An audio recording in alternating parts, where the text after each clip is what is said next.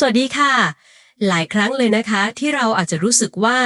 เอ๊ะชีวิตเราเนี่ยมันเหมือนถูกขับเคลื่อนด้วยอะไรก็ไม่รู้ข้างนอกตัวเราเองครับผมไม่ว่าจะเป็นเรื่องเศรษฐกิจหรือความคาดหวังจากคนอื่นหรือบางทีก็โชคชะตาไปเลยครับเหมือนเราเป็นแค่ผู้โดยสารรอให้สิ่งต่างๆมันเกิดขึ้นกับเราใช่ค่ะซึ่งข้อมูลที่ผู้ฟังให้เรามาเนี่ยก็มีหลายส่วนเลยที่สะท้อนความรู้สึกแบบนี้อยู่เหมือนกันนะคะอันนี้แหละค่ะคือการใช้ชีวิตแบบที่เราเรียกว่าตั้งรับหรือreactive ใช่ครับแต่ว่าแก่นของการเปลี่ยนแปลงที่เราจะมาคุยกันวันนี้เนี่ยจากเนื้อหาที่ได้มาเหมือนกันมันคือการเปลี่ยนมุมมองครับมาเป็นผู้ริเริ่มหรือ proactive ครับมันคือการที่เราตระหนักก่อนแล้วก็ยอมรับว่าจริงๆเรามีอำนาจนะมีอำนาจในการเลือกในการกำหนดเส้นทางชีวิตเราเองไม่ใช่ปล่อยให้สถานการณ์มันพาไปไอแนวคิด proactive ที่ว่าเนี่ยจากข้อมูลต่างๆที่มีมันต่างจากแค่การคิดบวกเฉยๆยังไงแล้วเราจะเอาหลักสำคัญของมันมาปรับใช้ได้จริงยังไงบ้างได้เลยครับโอเคค่ะงั้นเรามาเริ่มที่ความแตกต่างก่อนไหมคะให้ชัดๆเลยระหว่าง reactive กับ proactive ครับผมคนที่เป็น reactive เนี่ยเท่าที่ดูจากตัวอย่างในบทความเรื่องความเครียดที่ผู้ฟังส่งมานะคะคือมักจะตอบสนองต่อสิ่งที่เกิดขึ้นแบบเอาอารมณ์นำเลย ใช่ครับเช่นโดนตำหนิปุ๊บก็โกรธเลย หรือโทษคนอื่นทันทีแบบเนี่ยเขาทำฉันอารมณ์เสียอะไรแบบนั้น หรือไม่ก็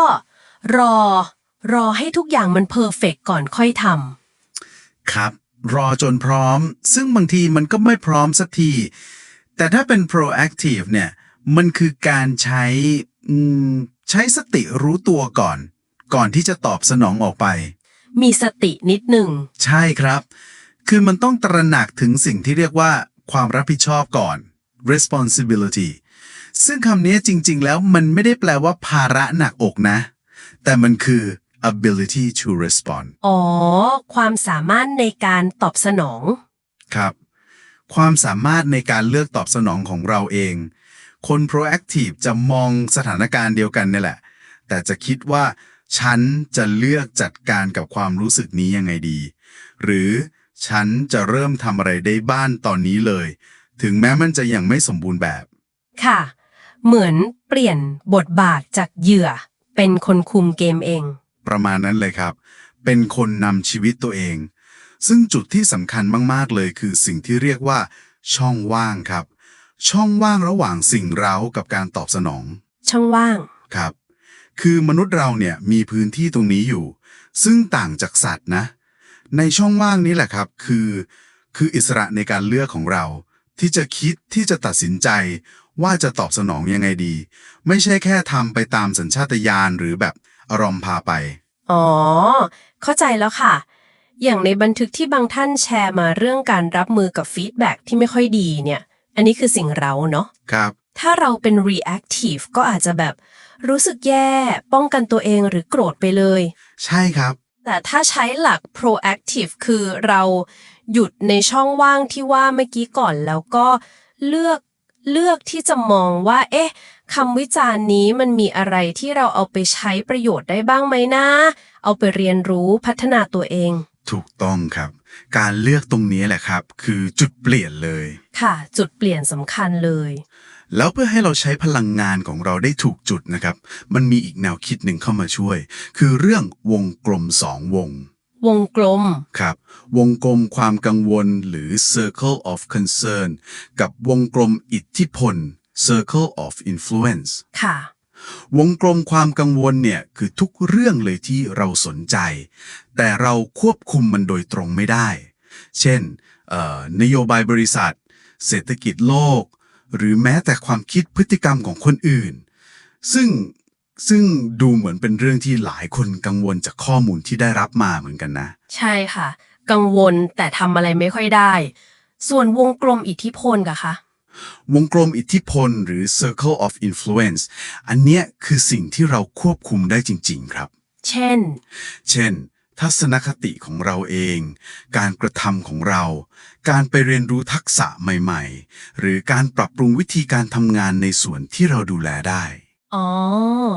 คนที่ proactive เนี่ยเขาจะมุ่งใช้พลังงานไปที่วงกลมนี้แหละครับ วงกลมอิทธิพล พยายามขยายขอบเขตมันทำให้ตัวเองรู้สึกมีพลังมากขึ้น ควบคุมสถานการณ์ได้มากขึ้น ถึงแม้ว่าปัจจัยภายนอกอย่างวงกลมความกังวลมันจะยังเหมือนเดิมก็ตาม ใช่ครับ แต่ในทางตรงกันข้าม คนที่ reactive มักจะจมอยู่กับเรื่องในวงกลมความกังวล ใช้เวลาพลังงานไปกับสิ่งที่ตัวเองคุมไม่ได้ ผลก็คือ ท้อแท้หมดแรง ครับ แล้ววงกลมอิทธิพลของตัวเองก็อาจจะเล็กลงเรื่อยๆ เพราะมัวแต่ไปโฟกัสผิดจุด ไม่ได้ลงมือทำในสิ่งที่ทำได้จริง เห็นภาพชัดเลยค่ะ แล้วทีนี้ถ้าจะเอาไปปรับใช้จริงๆในชีวิตประจำวันล่ะคะ จากประเด็นที่ผู้ฟังสนใจอย่างเรื่องงานหรือความสัมพันธ์ ได้ครับ อย่างเช่นในเรื่องการจัดการโปรเจกต์ยากๆ ที่บางท่านพูดถึงมา แทนที่เราจะรอให้ปัญหาเกิดแล้วค่อยตามแก้ อันนั้นคือ reactive ใช่ไหมครับ ค่ะ ถ้าเป็น proactive ก็อาจจะหมายถึงการริเริ่มเองเลย เช่น นัดประชุมสั้นๆ เพื่อประเมินความเสี่ยงก่อน หรือว่าสื่อสารอัปเดตกับทีมบ่อยๆ ต้องการปัญหาข้อขวดอะไรพวกนี้ อ๋อ คือลงมือทำเชิงรุกไปก่อนเลย ใช่ครับ หรือในเรื่องความสัมพันธ์ในทีมที่อาจจะมีความไม่เข้าใจกันบ้าง จากที่เห็นในบันทึกบางส่วนเหมือนกัน ค่ะ แทนที่เราจะไปคาดหวังว่า โอ๊ยทำไมเขาไม่เปลี่ยนพฤติกรรมนะอันนั้นมันคือ circle of concern คือเรื่องของคนอื่น ใช่เราคุมไม่ได้ ครับ เราอาจจะเลือกปรับที่ตัวเราก่อน ปรับวิธีสื่อสารของเรา หรือเราเป็นฝ่ายเริ่มสร้างความเข้าใจเองเลย อันนี้คืออยู่ใน circle of influence ของเรา ค่ะ แล้วก็ไม่ต้องรอให้เราเก่งหรือเป็นหัวหน้าใหญ่โตอะไรเลยเนอะ ไม่จำเป็นเลยครับ ทุกคนเริ่มได้จากจุดเล็กๆ ที่เราควบคุมได้นี่แหละ ถูกต้องครับ เริ่มจากตัวเองก่อน สรุปแล้วนะคะ การเป็นฝ่ายริเริ่มหรือ be proactive เนี่ย มันคือการเปลี่ยนมุมมอง เปลี่ยนบทบาทของเรา จากเดิมที่อาจจะรู้สึกเป็นเหยื่อของสถานการณ์ มาเป็นคนสร้างคนกำหนดเส้นทางชีวิตตัวเอง ครับผม คือหยุดรอให้โลกหรือคนอื่นมาเปลี่ยน แต่เริ่มเปลี่ยนที่ข้างในตัวเราเองก่อนที่การเลือกการกระทำของเรา ใช่เลยครับ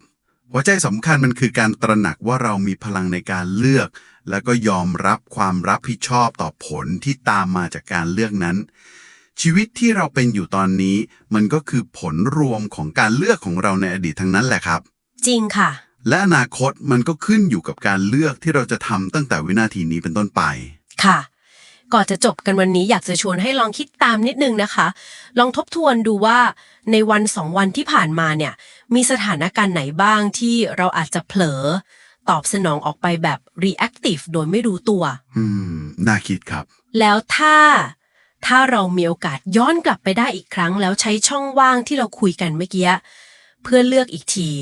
เราจะเลือกตอบสนองแบบ proactive ยังไงได้บ้าง ครับ บางทีนะคะการที่เราแค่ตระหนักรู้ว่าเรามีทางเลือกอยู่เสมอเนี่ย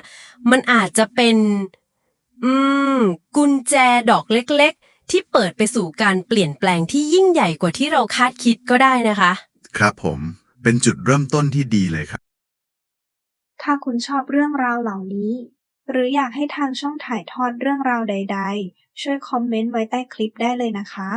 และอย่าลืมกดแชร์ กดติดตาม เพื่อที่คุณจะไม่พลาดเรื่องราวดีๆ ขอบคุณค่ะ